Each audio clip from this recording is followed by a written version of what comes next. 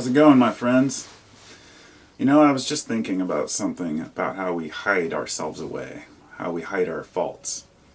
And I've made it a point over the last few years to admit my faults to almost a fault.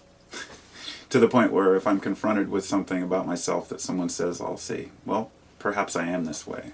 One of the terms that often comes up would be arrogant. If I get into a conversation and a person feels I'm being arrogant, and I would respond with, sometimes I can be a little arrogant, but only because I feel like I know more about a situation. But that's arrogance.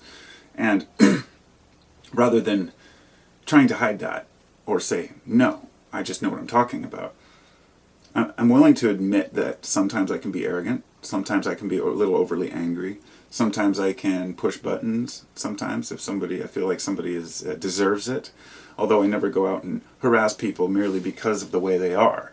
That's not something I do. It's when I see folks attacking others, or, and this is more difficult, when a person's making a statement about something that you know not to be true, especially if you know it's a statement that may be harmful to other people who may believe that, such as a person who believes that everyone's lying to them, and you try to say, hey, no, people are people, and most people are pretty honest. And then the person could say, well, you're just deluding yourself.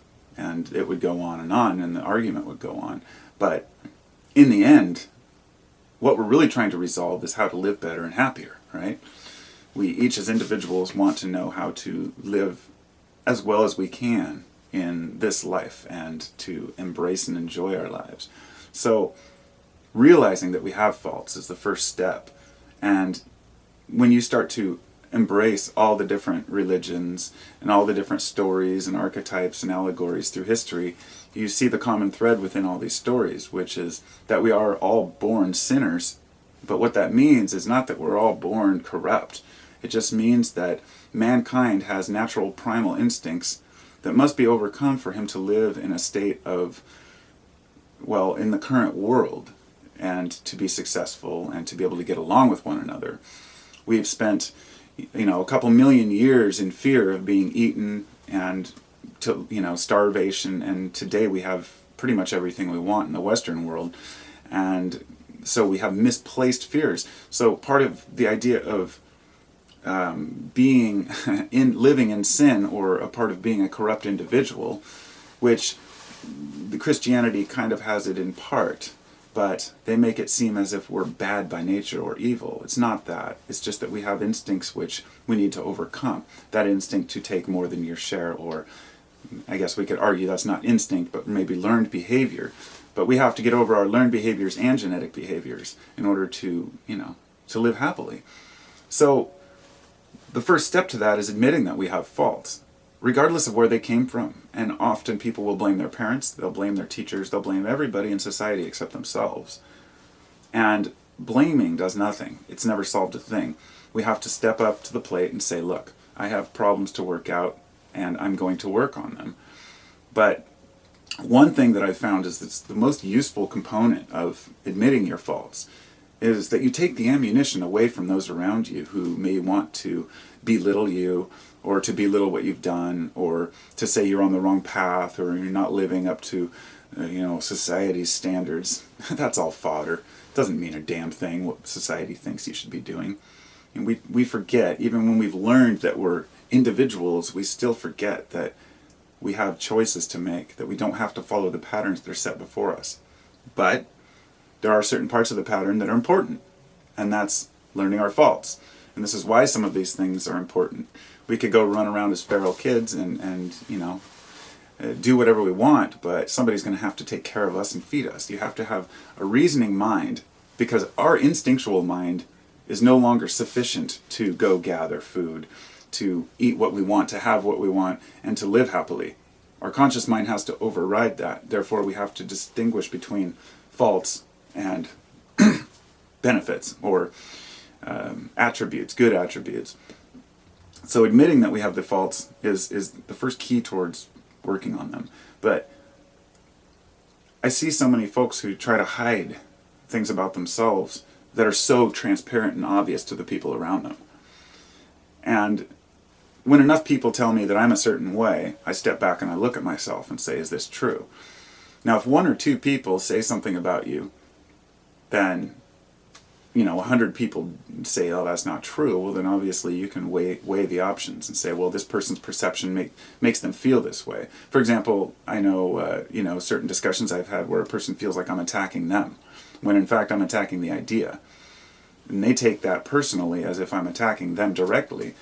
And it's just because I'm so animated and, intense about discussions. And that's not for everyone. Some people just want to be told, okay, this may be true, and move on. And that's just not my way. So a person may see that as a fault, but for me that's an attribute of, that's a value, a part of my integrity, to question everything that comes my way. So it's never meant to be harmful towards the person. And if anything, I don't like to tear people down because they don't think the way I do. And I see people doing this all the time. I say, if you want to think a certain way or believe a certain way, if that helps you and assists you in life, then do it. But if it's harming others, then don't do it. And this comes down to some pretty personal ideas about, say, religion. Whereas on one hand, I believe that a person growing up in a Christian family, as long as they are believing in something greater and they're happy and everything's working for them, that's fine. However, when the parent tells the kid, if you don't obey, you're going to hell, that's child abuse to me.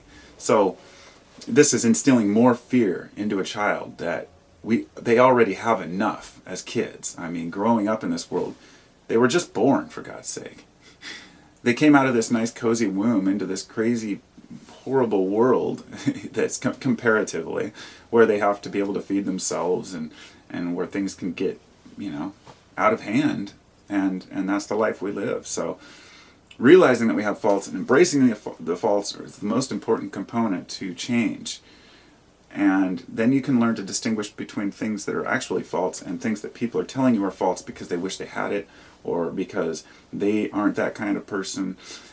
But some people live around those who just want to tear them down, who always want to put them down. And I'm sure a lot of folks who are doing well or are happy in their lives have come across somebody who is negative, who wants to pull them down into the gutter. This is similar to the way an addict wants all his friends to try it. Hey, try this stuff, try this stuff. It's a subconscious action to want to bring people into your problems or to assume that everyone has the same problems, but they don't. Everyone has different problems.